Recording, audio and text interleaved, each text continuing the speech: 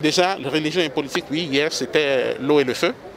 Tout le monde estimait que ça ne collait pas ensemble parce qu'on estimait qu'en allant en politique, on allait se compromettre, ainsi de suite. Mais c'est mal comprendre la définition même de la politique. C'est la gestion de la cité, la gestion de la chose publique. Et je pense qu'un religieux, de quelque bord que ce soit, à l'éducation morale, à l'éducation intellectuelle qui lui permet de respecter la chose publique, n'est-ce pas, et de gérer avec justice, avec droiture, de façon équitable. Donc aujourd'hui, l'observation, ce n'est pas encore la politique, c'est une antichambre. Ça nous permet au moins d'observer, de voir, de contrôler, de donner notre point de vue. Mais nous sommes ambitieux, nous pensons que l'Église doit former une génération de ceux qui doivent gérer les cités, c'est-à-dire pas forcément, pas uniquement le poste présidentiel, mais déjà dans les quartiers. Si nous disons que nous avons le Saint-Esprit, il faut qu'on gère bien, voilà, qu'on ne reste pas dans les chambres à critiquer, à condamner, à dire ils sont voleurs, ils sont ceci, il n'y a pas de justice. Voilà, nous on pense qu'on est juste, alors il faut que nous puissions apporter notre don, ce que Dieu a mis en nous, n'est-ce pas, pour la bonne marche de la société. D'abord, en tant qu'observateur, nous avons pris la décision de ne pas seulement venir observer les élections, mais Sunrise, Soleil de Justice, que je préside, dans tous les pays où nous sommes allés, nous venons du Congo, nous étions en Guinée, nous étions au Niger, nous avons une équipe qui est partie sur le Tchad. Nous allons un mois à l'avance et nous lançons une campagne médiatique.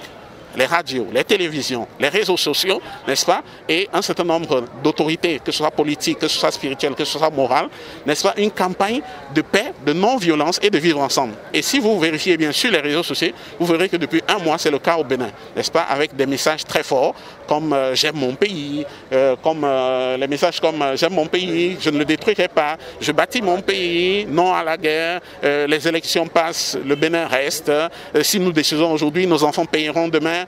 On a une centaine de messages comme ça que nous avons, n'est-ce pas, lancés tout au long de la campagne. Alors, lorsque vous parlez alors de ce qui s'est passé dans le pays, nous ne pouvons que déplorer.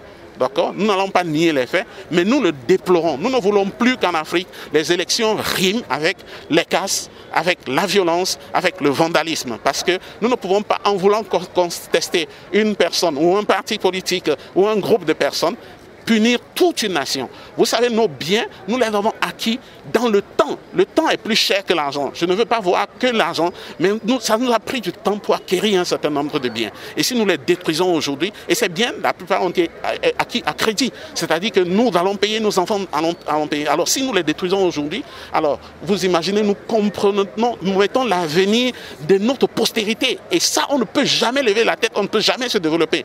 Prenons l'exemple sur les autres, sur les Asiatiques, qui 50 ans derrière étaient moins développés que nous. Mais vous ne verrez jamais en Asie les gens contester en détruisant. Et pourtant, on a des dictatures, on a des démocraties aussi en Asie. Mais ils respectent le bien public. Et c'est l'appel que je vais lancer à l'Afrique. Si nous continuons à casser parce qu'on est mécontent de quelqu'un ou d'un régime, alors nous n'allons jamais nous développer. Nous serons toujours des mendiants, nous serons toujours en retard. Et voilà. Et les autres vont toujours dominer sur nous.